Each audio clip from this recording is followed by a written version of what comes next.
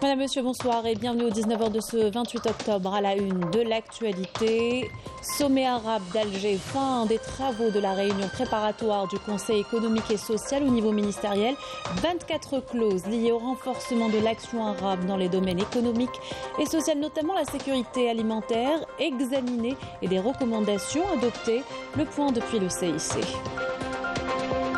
Célébration du 60e anniversaire du recouvrement de la souveraineté nationale sur la radio et la télévision. Le ministre de la Communication rend hommage aux journalistes et techniciens qui ont relevé le défi en ce même jour de l'année 1962. Nous l'écouterons dans ce journal.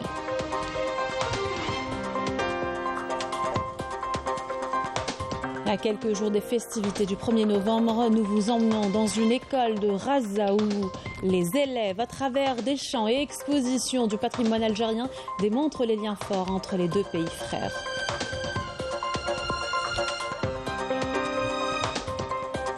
Nous parlons des métiers de la mer, zoom sur le remondage des filets de pêche, un métier nécessaire qui reprend ses lettres de noblesse. Reportage à la fin de cette édition. Bienvenue à tous, heureuse de vous retrouver. Je vous disais en titre, J-5 du sommet arabe d'Alger. Les réunions préparatoires ont débuté il y a 2 jours. Les travaux de la réunion du Conseil économique et social au niveau ministériel ont pris fin cet après-midi au Centre international des conférences. Il a été question notamment de sécurité alimentaire, le développement agricole durable, la grande zone arabe de libre-échange, la vision arabe de l'économie numérique. Les détails avec Kamel Souik. Ce sont 24 recommandations qui ont été retenues. Des recommandations qui seront soumises à la réunion des ministres des Affaires étrangères arabes. Des recommandations qui ont été retenues à l'unanimité selon le ministre du Commerce et de la Promotion des Exportations. C'est une ambiance fraternelle qui a caractérisé cette réunion. Ces recommandations concernent directement le citoyen arabe, à commencer par assurer sa sécurité alimentaire. Comment alors lever les entraves afin de faciliter l'application de ces résolutions? Des questions posées par les médias nationaux et étrangers. Pour Haïfa Abourazala, appliquer ces recommandations est une priorité pour répondre aux préoccupations du citoyen arabe. واسم الأمانة العامة لجامعة الدول العربية للجمهورية الجزائرية على جميع ما قدمته لإنجاح أعمال هذا الاجتماع المجلس الاقتصادي والاجتماعي وهذه البنود كما ذكر هناك في بنود طبعا اقتصادية وبنود اجتماعية وجميع هذه البنود تمس حياة الإنسان العربي وخاصة في المرحلة الحالية والقمة الحالية قمة هامة جدا لأنها تأتي بعد عامين من انقطاع وإن شاء الله احنا نطلع إلى قمة ناجحة قمة تضامن عربية ناجحة. Les recommandations du Conseil économique et social au niveau des ministres de l'économie et du commerce des pays arabes ambitionnent de donner une véritable dynamique dans les relations économiques entre pays arabes. Et tous les projets de décision retenus lors de la réunion du CESA au niveau ministériel seront soumis aux travaux du sommet arabe. Retour en détail sur les plus importantes propositions et clauses passées en revue par Kamel Souik. Comment assurer une souveraineté alimentaire entre pays arabes? Une question au cœur de cette réunion qui a rassemblé les ministres de l'économie et du commerce des pays arabes. Lors de cette réunion, le secrétaire général de la Ligue arabe, Ahmed Aboulghit, a tiré la sonnette d'alarme. Pour lui, les indicateurs de sécurité alimentaire dans les pays arabes ont reculé. Pour faire face aux défis alimentaires, nous vous demandons de bien vouloir étudier les documents qui sont mis à votre disposition. Ces documents comprennent une vision globale. Si elle est appliquée, elle permettra d'atteindre la sécurité alimentaire souhaitée. Comment alors sortir de l'ornière? Pour le ministre du Commerce et de la Promotion des Exportations, il faut aller vite pour créer une zone arabe de libre-échange.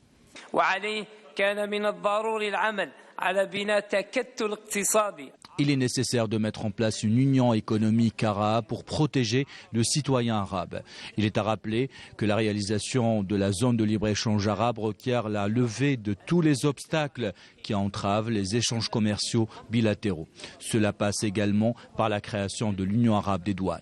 Même son de cloche pour la ministre du Commerce tunisienne qui a appelé à augmenter les échanges commerciaux entre pays arabes. ولا مناص أن يكون التكتل العربي متكامل. Malgré toutes les potentialités dont disposent les pays arabes, les échanges commerciaux entre eux ne représentent que 10% de l'ensemble des échanges commerciaux. Cette réunion représente une opportunité pour tirer les enseignements et mieux se préparer à faire face aux défis futurs. L'élaboration d'une vision globale pour atteindre l'autosuffisance alimentaire, s'appuyer davantage sur les nouvelles technologies et développer une stratégie arabe agricole, autant de défis à relever. Et sans tarder, on va au Centre international des conférences où tout se passe et où se déroulent les réunions préparatoires. On retrouve en direct sur place Kamel Suik. Kamel, bonsoir. La réunion du CNES au niveau ministériel s'est clôturée aujourd'hui. Que pouvons-nous retenir de la journée ?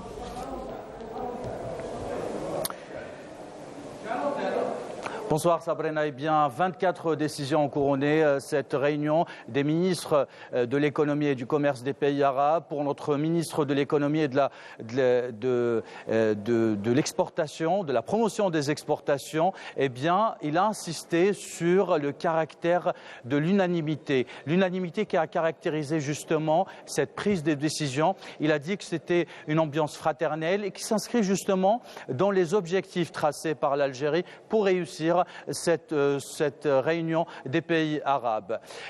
Pour la suite de la conférence de presse, donc, le ministre du Commerce, conjointement avec la vice-présidente de la Ligue arabe, ont insisté sur des points importants, sur l'urgence d'appliquer toutes ces décisions qui concernent directement le portefeuille, le bien-être et la sécurité alimentaire des citoyens arabes. Le secrétaire général de la Ligue arabe, Ahmed Aboulghit, a quant à lui insisté sur un autre sujet qui est très urgent, celui du dérèglement climatique qui impacte directement un certain nombre de pays arabes, qui appauvrit des populations entières. Il a rappelé à quel point ces décisions doivent être appliquées, elles sont urgentes et elles doivent être mises en place dans les plus brefs délais. Merci Kamel Suik. Je rappelle que vous êtes en direct du Centre international des conférences où a eu lieu aujourd'hui la réunion préparatoire du CNES au niveau ministériel. Les interventions des présidents des délégations arabes participant à la réunion ont été focalisées dans leur majorité sur la nécessité du travail commun pour faire face aux défis du moment tels que la sécurité alimentaire. Houria Djarjar, Yannis Saïd Toukas.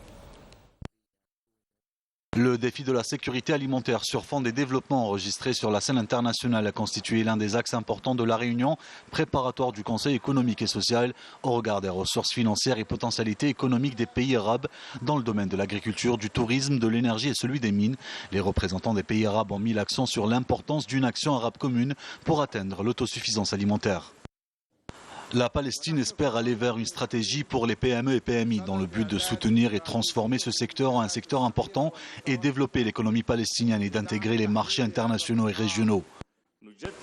Nous renouvelons notre engagement ainsi que nos efforts pour servir les intérêts de notre pays et compléter le travail commun à travers des pourparlers et des concertations pour assurer sécurité et stabilité. Les pays arabes sont parmi les plus grands pôles régionaux qui importent les aliments. C'est aussi un pôle qui enregistre un manque relatif à la sécurité alimentaire. De ce fait, il est important d'accorder une attention particulière à ce secteur. Lors de cette réunion préparatoire, il a été constaté que les indicateurs économiques indiquent que 50% des besoins alimentaires des pays arabes sont importés en dehors de la zone commerciale arabe, dont 45% sont importés de la Russie et de l'Ukraine. Il est important d'intensifier les échanges commerciaux entre les pays arabes compte tenu de la conjoncture mondiale actuelle et son impact sur le commerce international. Comme nous le constatons, que la réussite des politiques commerciales et douanières ainsi que la levée des obstacles administratifs et la garantie des marchandises entre les pays arabes réside l'une des priorités de cette étape. L'économie mondiale fait face à des défis et à une situation sans précédent, notamment par rapport à la sécurité alimentaire. Je voudrais insister sur l'importance de poursuivre les efforts pour renforcer le travail commun des pays arabes. Une nouvelle opportunité pour renforcer la cohésion arabe et porter l'intégration économique et commerciale à des niveaux avancés qui renforceraient nos économies arabes et leur capacité à créer de nouvelles perspectives de croissance, notamment en cette conjoncture mondiale. Voilà pour cette réunion du CNES au niveau ministériel. Retour à présent sur la réunion préparatoire du sommet arabe au niveau des délégués permanents et des hauts responsables qui s'est clôturée hier. À son terme, l'ambassadeur d'Algérie en Égypte et délégué permanent auprès de la Ligue arabe, Abdelhamid Chbira, a animé une conférence de presse. Le compte rendu de Yamina Staïch. Lors de ce point de presse, l'ambassadeur d'Algérie en Égypte et délégué permanent auprès de la Ligue arabe, Abdelhamid Chbira, a indiqué que le dossier de l'Union douanière arabe enregistrait des avancées significatives. La réunion du Conseil économique et social arabe au niveau ministériel aboutira certainement à de nouvelles données en faveur du développement de cette union et sa promotion au niveau des aspirations des pays arabes à davantage d'échanges commerciaux et d'actions communes, a affirmé Chbira. En ce qui concerne la réforme de la Ligue arabe, Alger présentera un dossier pour relancer l'organisation. La délégation algérienne présentera tant au niveau de la réunion des ministres des Affaires étrangères qu'au niveau du sommet un dossier complet sur la réforme de la Ligue permettant de relancer l'organisation et qui doit lui permettre de s'acquitter de façon optimale de ses missions. L'Algérie entend, de concert avec les autres pays arabes et le secrétariat général de la Ligue, améliorer les performances de cette organisation et explorer les meilleurs moyens pour promouvoir l'action arabe commune dans les différents domaines. Au volet politique, Chbira a rappelé la place centrale et pivot de la question palestinienne pour le sommet de novembre, soulignant que ce dossier est parmi les plus importants à l'ordre du jour de ce sommet.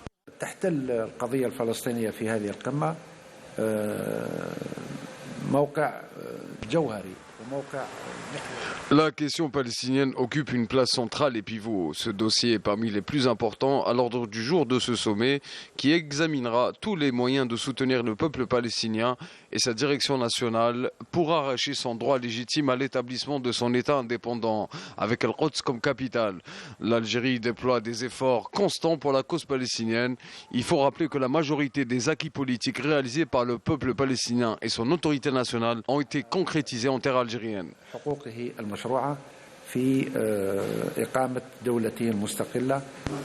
Des acquis qui devraient être renforcés au terme d'un sommet qui s'annonce prometteur pour la nation arabe. Et toujours au Centre international des conférences et en marge des réunions du CNES au niveau ministériel, le ministre des Affaires étrangères et de la communauté nationale à l'étranger a effectué une série d'entretiens et de rencontres avec ses homologues arabes de plusieurs pays arabes. Les détails par Yamina Staïch. En marge des réunions du CNES au niveau ministériel, le ministre des Affaires étrangères et de la communauté nationale à l'étranger, Ramtan Lamamra, s'est entretenu au Centre international des conférences avec son homologue koweïtien, Cheikh Salem Abdallah El Jaber Sabah, dans le but de renforcer la coordination entre les délégations des deux pays et réussir la réunion ministérielle préparatoire du Conseil de la Ligue des États arabes au niveau du sommet dans sa 31e session. Le ministre des Affaires étrangères s'est entretenu également avec le ministre tunisien des Affaires étrangères, de la migration et des Tunisiens à l'étranger, Othman Djerandi, en marge des travaux de la réunion du Conseil économique et social de la Ligue arabe et dont les travaux débuteront le 1er novembre.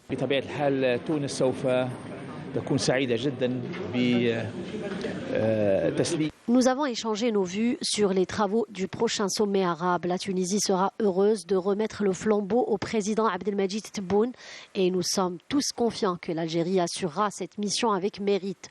D'autant plus qu'elle a prouvé à l'occasion de plusieurs échéances majeures son mérite dans la gestion des affaires publiques et des questions arabes et dans la défense des intérêts arabes. Ramtan Lamamra a eu un entretien avec son homologue libyen, Nejla El Mengouche. Je suis très contente d'être parmi vous aujourd'hui. Vous êtes comme une famille pour moi. Je suis en Algérie pour participer au sommet arabe. Je suis heureuse de me trouver avec mon homologue, M. Ramtan Lamamra, à qui je souhaite la réussite, notamment pour le sommet. Lors de notre rencontre, nous avons abordé des dossiers communs. Le chef de la diplomatie algérienne a par ailleurs eu des entretiens avec le ministre des Affaires étrangères de la Palestine, Riyad El Maliki. J'ai rencontré aujourd'hui mon frère, mon homologue et mon ami M. Ramtan Lamamra. Nous avons abordé lors de notre entretien les mêmes dossiers ainsi que notre principal but afin de travailler ensemble pour faire réussir le sommet d'Alger. Les travaux de la réunion des ministres des Affaires étrangères du Conseil de la Ligue des États arabes au niveau du sommet débuteront samedi et se poursuivront pendant 2 jours. Et cette mise au point du représentant permanent de l'Algérie auprès des Nations Unies, Nadir El-Arbaoui, l'ambassadeur a démenti catégoriquement les informations publiées par certains organes de presse marocains faisant état de la participation de la RASD aux travaux du prochain sommet arabe. El-Arbaoui a indiqué que de telles informations sont malsaines et visent à perturber les travaux du sommet arabe. Je vous invite à l'écouter. حقيقة هذا الخبر الصادر عن وسائل الإعلام المغربية احنا معتادين على مثل هذه الأخبار المغرضة والمضللة. أنا أستغرب من هذا الخبر غريب على اعتبار أن الجمهورية الصحراوية ليست عضو في جامعة الدول العربية، وأفند هذا الخبر تفنيدا قاطعا. الرئيس الجمهورية الصحراوية غير معني لا من قريب لا من بعيد بهذه القمة. أعتقد أن الهدف من هذه الأخبار الكاذبة والمضللة تهدف أساسا إلى التشويش عن القمة العربية والعمل على ربما محاولة إفشال هذه القمة، خاصة وأن بوادر نجاح هذه القمة بدأت تبرز بعد الاجتماعات التحضيرية التي حدثت والتأمت على مستوى المندوبين الدائمين وعلى مستوى المجلس الاقتصادي والاجتماعي.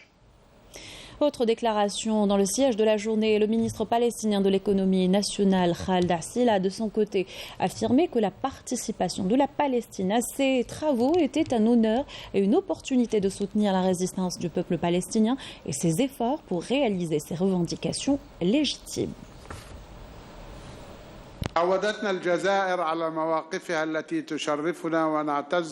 L'Algérie nous a habitués à des positions qui nous honorent pour avoir embrassé la cause palestinienne et soutenu ses revendications.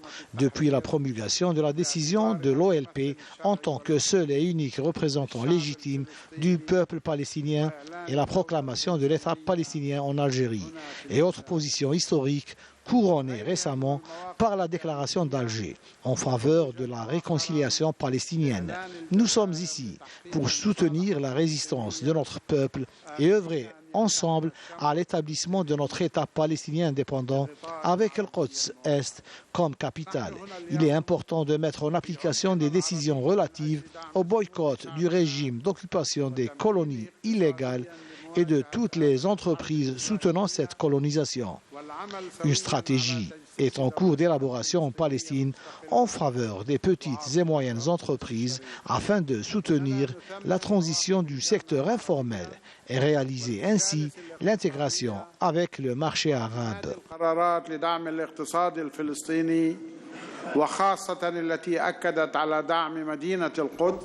On écoutait Khaled El-Assili, ministre palestinien de l'économie nationale, au Centre international des conférences.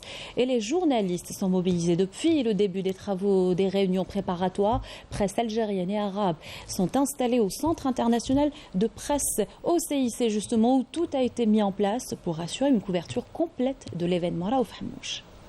À J-3 de l'ouverture du sommet arabe, les représentants des différents organes de presse ont déjà pris leur quartier ici au CIC Abdellatif Rahal. Des dispositions médiatiques exceptionnelles sont prises à l'occasion de cet événement.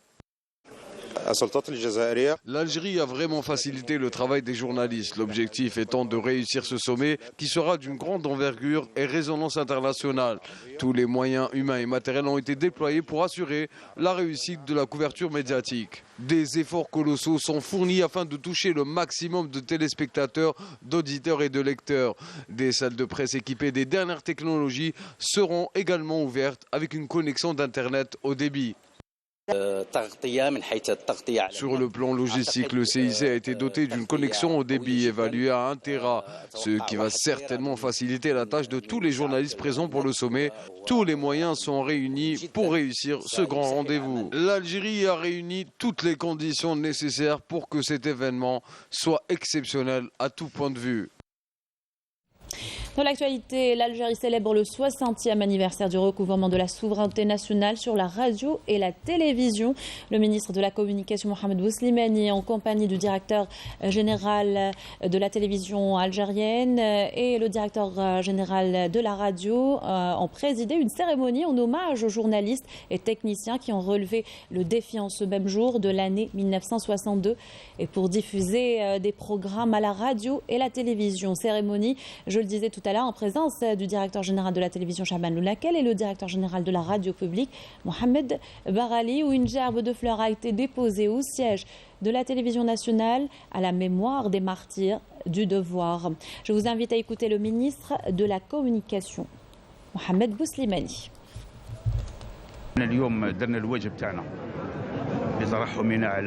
Nous avons accompli notre devoir aujourd'hui en nous recueillant à la mémoire de l'ancienne génération. C'est grâce à cette génération que notre drapeau a flotté au-dessus du bâtiment de la radio et de la télévision.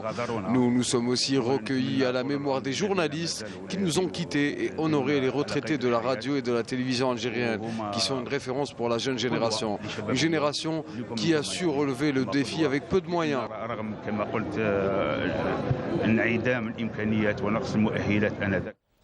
Différentes stations régionales de la télévision, de la radio nationale ont célébré l'événement à travers des activités, des conférences et des hommages en reconnaissance aux journalistes et travailleurs des deux institutions.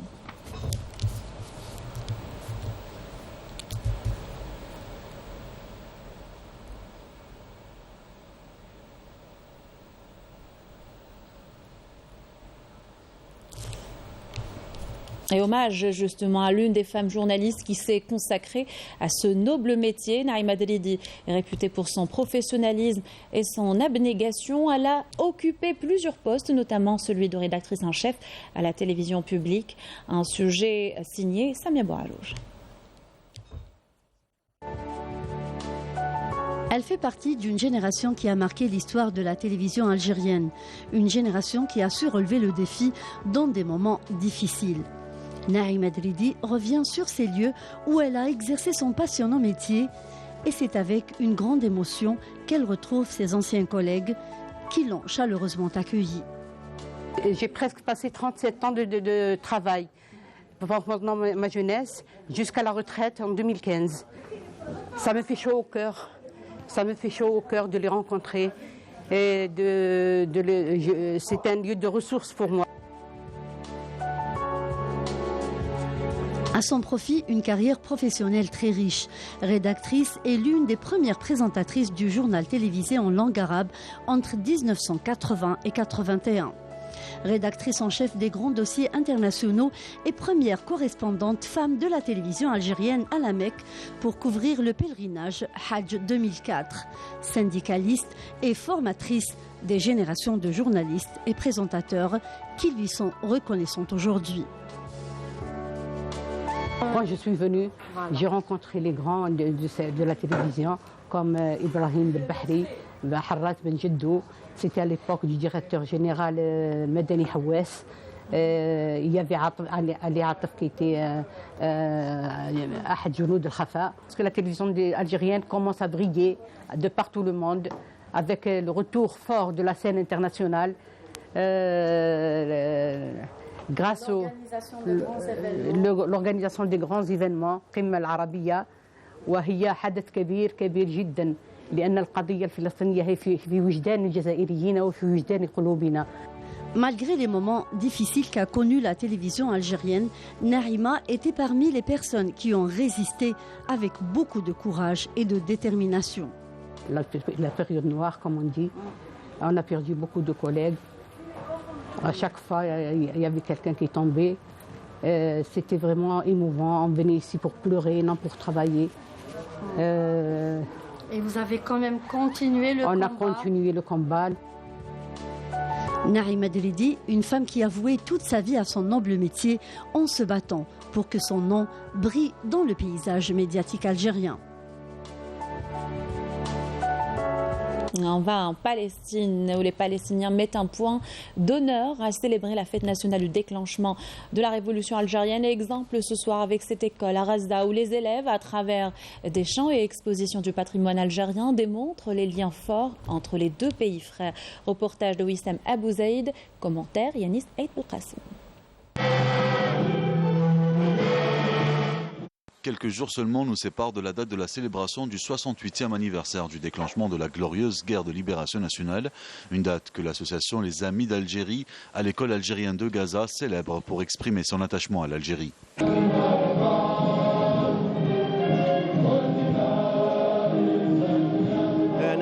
Nous célébrons le 68e anniversaire du déclenchement de la révolution algérienne afin que les générations futures palestiniennes prennent exemple de la révolution algérienne, le pays des martyrs. Lors de cette journée, une exposition a été organisée. Cela a été facile pour nous de trouver et de récupérer des objets du patrimoine algérien chez les familles palestiniennes, puisque les deux peuples algériens et palestiniens ne font qu'un. C'est pour ça que nous avons pu organiser cette exposition. La révolution algérienne est un exemple à suivre. J'espère que nous serons victorieux comme eux. J'ai été impressionnée de savoir qu'il y avait des familles algériennes au Hijaz. Cette salle d'exposition reflète les liens existants entre les Palestiniens et les Algériens. Le pays des martyrs est un exemple pour nous. Il nous a toujours soutenus et l'Algérie est dans nos cœurs et elle le sera pour toujours. Une journée symbolique qui démontre les liens forts qui unissent les deux peuples frères. Retour dans le pays pour parler des métiers de la mer. Zoom sur le ramondage des filets de pêche, un travail de patience et de précision. Ce métier nécessaire reprend petit à petit ses lettres de noblesse. Reportage de Jazabayou. Le ramondage des filets de pêche, l'une des nouvelles spécialités lancées cette année dans la formation des métiers de la mer. Une formation longtemps apprise de père en fils.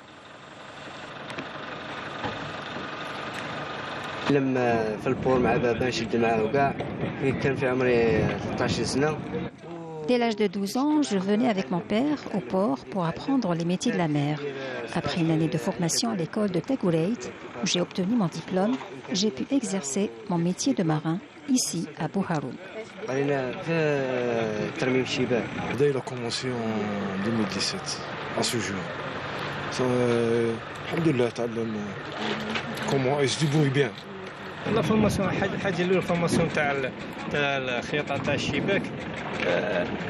Auparavant, il n'y a jamais eu de formation de ramondage. Les jeunes apprenaient uniquement sur le tas.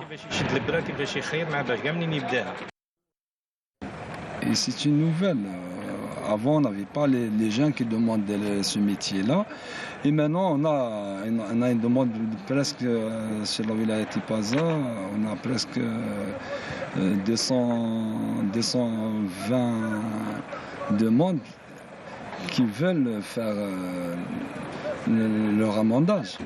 Et parmi ces 220, on a des femmes aussi.